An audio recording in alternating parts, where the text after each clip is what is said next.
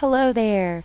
My name is Dr. Wendy Benson, and I'm recording this video to hopefully inspire you to use gamification to increase student engagement in online classes and even in in-person classes as well.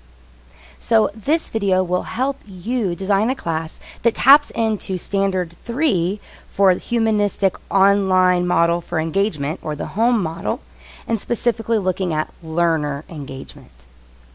So I'm going to show you a really simple gamification system that encourages students to connect with professors, interact with fellow students, and also be more involved in campus activities, which is really important, especially for our online students who may feel somewhat disconnected from the university.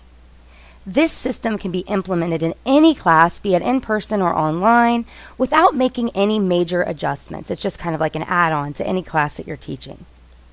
So let me show you the XP reward system, and keeping in mind that you can tailor this however you like it.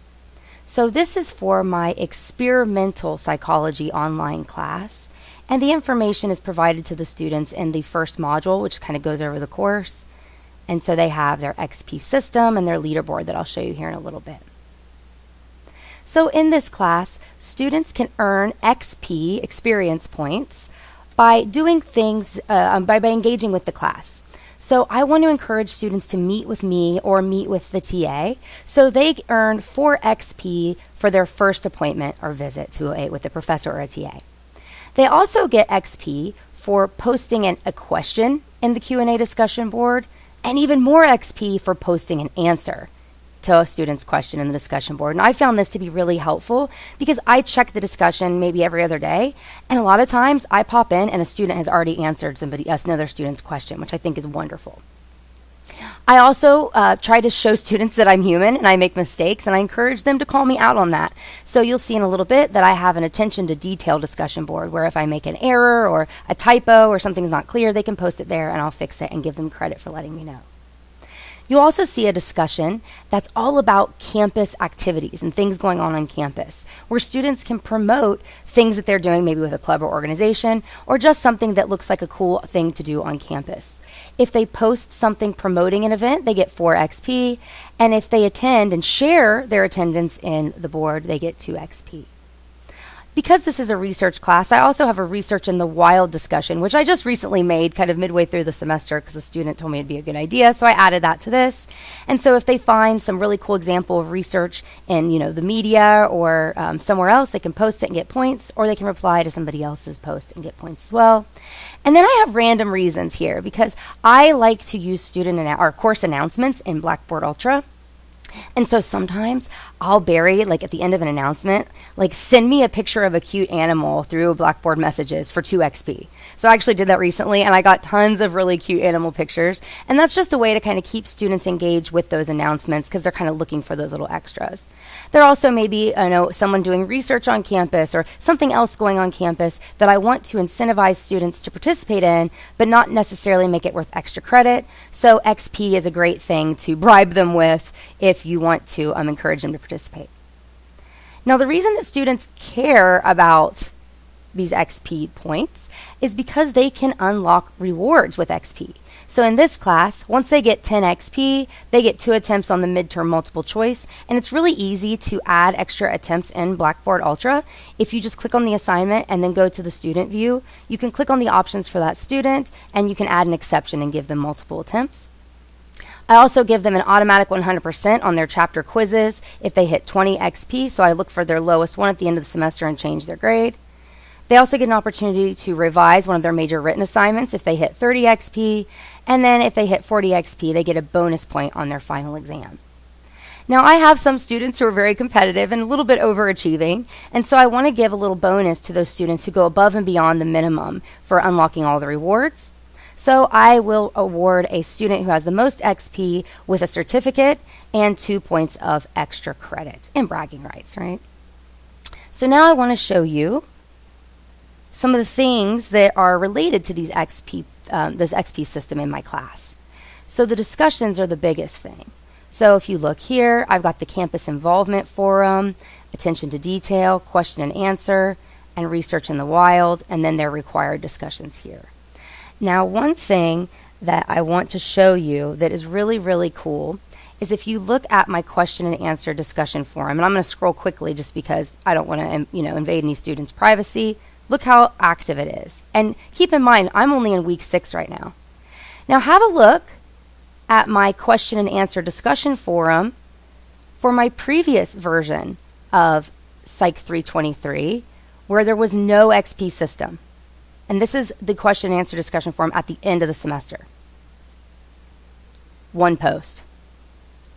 Okay, so that right there tells you that this system really does encourage student engagement, at least with that question and answer discussion forum. It definitely makes a difference. So now let me show you kind of logistically how this works out. So I have an XP tracking system, and I'll share this with you, and let me show you my actual version that has student names hidden. So at the beginning of the semester, I have students complete a survey asking various questions about like internet connectivity, apprehension about taking the class, things like that. But I also ask for their first and last name and for the nickname they want to use in the leaderboard. That way I can keep a leaderboard posted, keep people thinking about the XP system, but without outing anybody and providing anybody's name. So throughout the semester, as students meet with me or they post, I pop right in here to this Excel sheet. I find their name, and of course it's listed in order of last name. And then I grant them their XP. And the way I have it set up, and the way I have it set up in the Google Sheet that I'm providing to you, is you'll see there's a sum calculation here for everything involved, all the different columns, all the different ways they can earn points. And then I also have a class total here. Now, I don't use any class rewards in this class, but in the past when I've used this in person, I do have class-based rewards. Like if the class gets a certain total, then they unlock a study guide for an exam, or they unlock snacks in class for an exam. And I'll show you that in a little bit. But this sheet allows me to quickly go in and keep track of how many XP every student has. Then I can use this to update my leaderboard. So once you have your updated stat point total or XP totals for each student based on their nickname, you can just copy that data with their nickname and their total. So I'm going to copy it. Don't include this, just include the names and the totals. And then I can paste it in to my leaderboard. And to keep the formatting the same, I'm going to just paste it as values. Now, leaderboards work best when the leader's at the top, right? So I'm just going to highlight all those numbers. So, whoop. And then you can sort and filter from largest to smallest. Always expand your selection. And now I can change my formatting because I want that leader to have the cool formatting. So I'm just going to highlight this, hit Format Painter, make that the format for that, and then I'm going to change the format for the not leader to be like everybody else. There. And then what I usually do is I'll save this as a PDF. And then when you post it in the class, it looks really pretty. So I have it here. I update it periodically and then kind of put when I last updated it. And to update it, you just go in Blackboard and replace the file. And I'll show you what it looks like in Blackboard.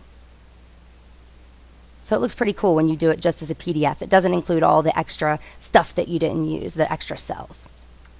All right.